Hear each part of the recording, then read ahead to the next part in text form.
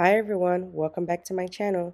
In today's video, I'll guide you step by step on creating a breathtaking triangle backdrop you do not want to miss out. Please stay tuned and watch how I put together this beautiful masterpiece. Also, don't forget to subscribe, like, share your thoughts in the comments, and share this video with a friend. Now let's get started. Today's video is also featuring Rose Morning floor wall backdrop. If you would like to get your hands on this backdrop, definitely check the link in the description box underneath this video or go to rosemorning.com.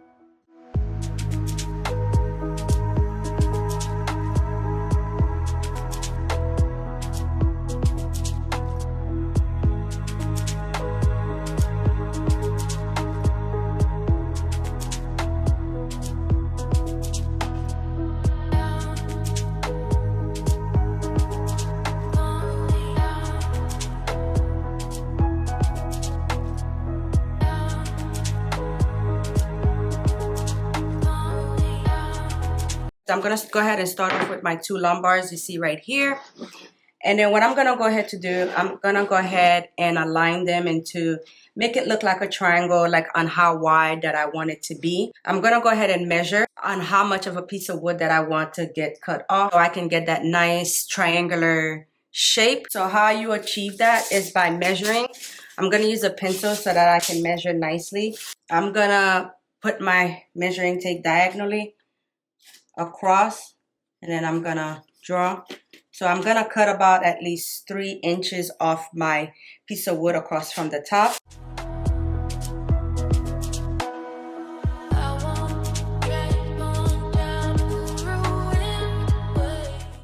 Okay guys, so once you're done getting your nice clean cut with your saw, I'm gonna go ahead and take my second wood and I'm going to measure it right on top. Now you want to make sure that it measures evenly. So I'm going to take my pencil and I'm going to go ahead and draw a line going diagonally how I got my cut. Okay, now you want to make sure that your cut is as clean as possible. Another thing that you can also use, let's say if you're not good with using tools such as this handsaw, with this electric handsaw, you could definitely use a handsaw that's not electric, where you can like cut it yourself. That would also be easy too. So you're only gonna do that to 2 of your lumbar. The other 2 of your long lumbars, you're going to leave it as is. You are not going to be cutting those 2 lumbars. So measure it. Now once I measured it, you're going to see the line going across, and this is where I'm going to slice with my saw.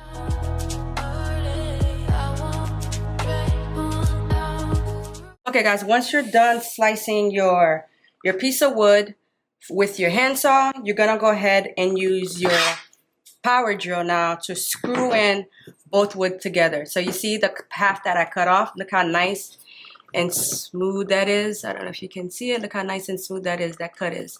So that's how you want your cut to be. And after that, you're gonna connect it to the other piece of wood. I did not cut that part off. Okay, so I'm gonna connect it like that together. And then you're gonna use your screw to screw the 2 pieces of wood together. But first, I'm gonna use my power drill to create a hole on where I'm going to be screwing in my screw, okay?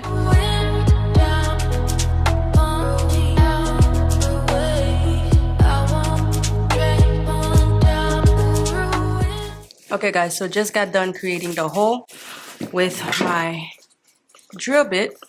You see right here, you want to make sure that the hole that you drill is the perfect fit for your screw.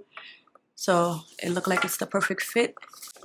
And now we're gonna go ahead and screw it to onto the other wood.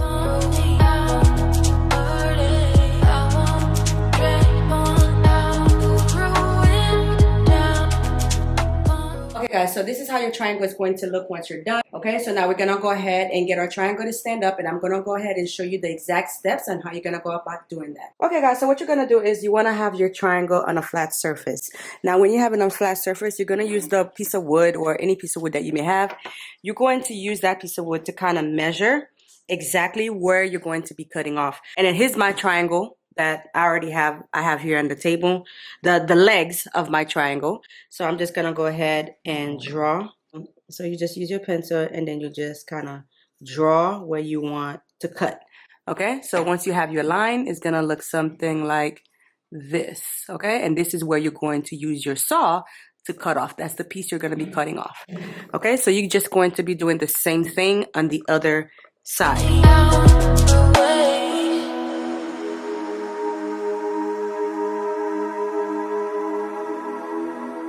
So as you can see, this piece of wood is cut off. The reason why we cut off this piece of wood is to be able to get your triangle to stand upright.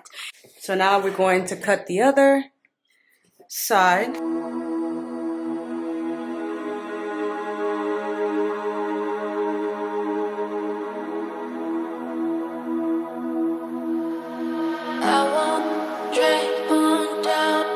And you're going to use your drill bit. You're going to take your 3-foot long wooden lumbar. This is what you're going to be using for the base of your triangle. And I'm going to go ahead and create a hole in the center of it. So I've already marked where I'm going to be creating the hole, because this is, when I measured it, this is the center of my lumbar, my 36-inch lumbar.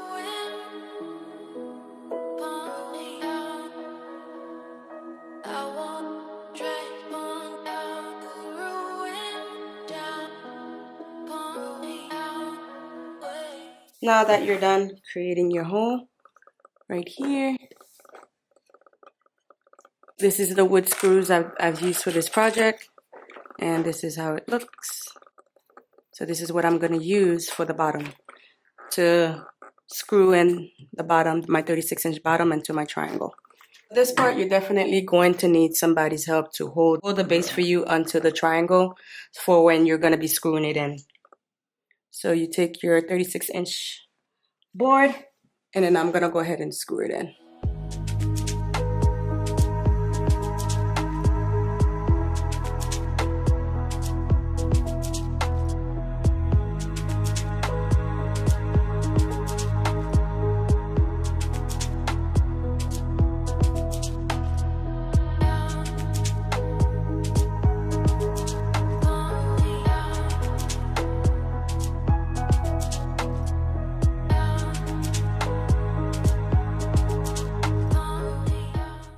For my second backdrop, I applied the same step that I did with the first one. The only thing I did different with my second backdrop is with the 72-inch lumbar, I just cut off more inches off to get my second triangle backdrop shorter than the first one. However, you can choose to do your triangle backdrop whatever height you would like. Also, guys, a quick side note, depending on what functions you will be using your arch backdrop for, I would recommend power drilling with a screw, an 18-inch unfinished wood lumbar into the base and the triangle arch to help significantly boost stability and to ensure it remains secure in place, capable of withstanding any extra added weight you want to add to your backdrop, whether you were using it for indoor or outdoor for any weddings or any events that you are hosting. However, I decided not to add this extra step to my backdrop since it was already strong enough to support the floral design I incorporated. Now we're going to properly add wood stain to our unfinished wood backdrop. You want to begin by sanding the surface smooth. This part is completely optional.